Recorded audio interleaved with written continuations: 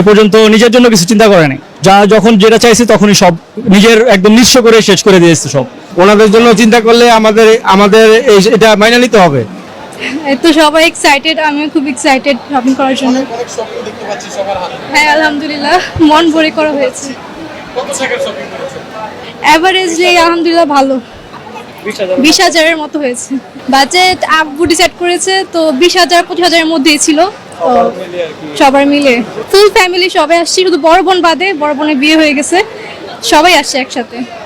আব্বু নিজের জামা কখনো আগে কিনে না, আগে আমারটা, তারপর আমার বড় ভাই বোনেরটা, তারপর আম্মুটা, তারপর যদি টাকা বাঁচে তাহলে আব্বু নিজেরটা করে। আমরা অলওয়েজ চেষ্টা করি আব্বুর জন্য একটা ছোটখাটো গিফট আগে থেকে রেখে দেওয়ার জন্য, কারণ আব্বু নিজে থেকে কখনো কিছু কিনে না, তাই আমরা আগে থেকে আব্বুর জন্য ছোট্ট একটা খাটু গিফট কিনে রেখে দিই, যাতে পরবর্তীতে আব্বুকে দেওয়া যায়। আব্বুর জন্য একটা ছোট্ট একটা স্যাক্রিফাইস আমরাও করি, শুধু আব্বু না। ভালোবাসেন বাবাকে নাকি মাকে? এটা কেউই বলতে পারবে না কাকে বেশি, দুজনকে সমপরিমাণে ভালোবাসি। হ্যাঁ, কিন্তু স্যাক্রিফাইস আব্বু বেশি করে টাকা পয়সার দিক দিয়ে, আর আম্মু করে ঘরের দিক দিয়ে, যেমন আমাদের পড়াশোনা করানোর জন্য আম্মু হেল্প করে। দুজনকে সমানভাবে ভালোবাসা হয়, এটা বলা যাবে না। বাবাকে কি কখনো বলেছেন যে বাবা তোমাকে ভালোবাসি? বলা হয়েছে সত্যি করে বলো। না, সত্যি। ভালো ভালো আছেন আপনি? হ্যাঁ ভালো আছি। জি। আপনার চোখের পানি কেন?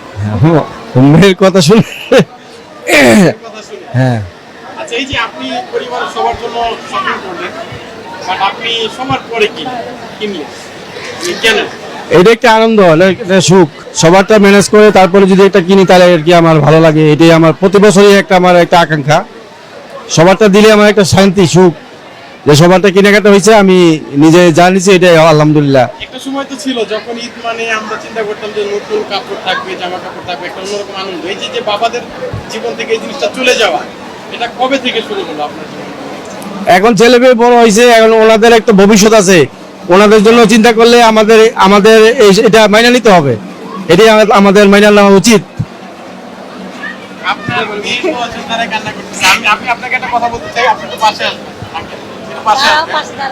আপনি বলেছেন যে আপনি এখন পর্যন্ত আপনার বাবাকে কখনো বলতে পারেন না যে আপনি আপনার বাবাকে ভালোবাসেন।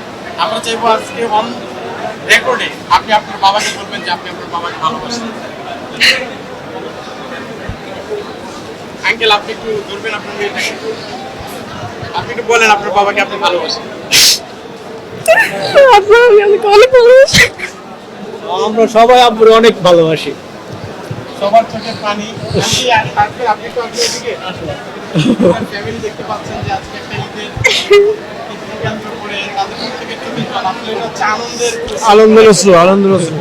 ফ্যামিলি এভাবে তাদের বাবা মায়ের জন্য আসলে আন্তরিক হওয়া উচিত। তা আপনি তো আপনার বড় ভাই। হ্যাঁ হ্যাঁ, আপনি হচ্ছে বড় ভাই, আপনার বাবাকে নিয়ে একটু সত্য কথা বলেন। আব্বু হচ্ছিল যে ছোটবেলা থেকে অনেক কষ্ট করে বড় হয়েছে, কিন্তু মানে হচ্ছিল যে নিজের যে কষ্টের যে এত কষ্টের উপার্জনের টাকা, কখনো চিন্তা করেন যে কত বাকি আছে, যা যখন যেটা চাইছে তখনই সব নিজের একদম নিঃস্ব করে শেষ করে দিয়েছে সব। এ পর্যন্ত নিজের জন্য কিছু চিন্তা করে নাই। আন্টি, আপনি কান্না করতেছেন কেন? এটা সুখের কান্না, খুশির কান্না। ছেলেমেয়েরা বাপের এত অ্যাপ্রিসিয়েট করে, এই জন্য আর কি। এই আর কি, আমাদের পরিবারটা অনেক খুশির পরিবার, সুখের পরিবার। আমার 3টা ছেলে মেয়ে, আমরা স্বামী স্ত্রী, আল্লাহর রহমতে আমরা 5 জন। যখনই আসি 5 জন মিলে এখানে আসি। আজকে বড় মেয়েটার বিয়ে হয়ে গেছে, বড় মেয়েটা বাসায় শ্বশুরবাড়িতে, আমরা 4 জন আসছি। ওর একটু খালি খালি ভাব লাগতেছে, ওর একটু এই করতেছি, ওরে পাইতেছি না কাছে। শ্বশুরবাড়িতে চলে যাবো কয়েকদিন পর জাপান, আর কি মেয়েটারে করতেছে আর কি, মিস করতেছি। আপনাদের পরিবারের জন্য অনেক অনেক শুভকামনা রইল। প্রত্যেকেই যে জিনিসটা দেখলাম পরিবারের প্রতি একটা ভালোবাসা, আমরা দোয়া করি যেন এটা সারা জীবন থাকে আপনাদের মাঝে। ধন্যবাদ। আমি বিশেষ করে আমার বড় মেয়েটাকে মিসিং করতেছি, ও তো শ্বশুর বাড়ি, ওনাকে ছাড়া এবার মার্কেটে আসলাম, এই জন্য একটু বেশি খারাপ লাগতেছে।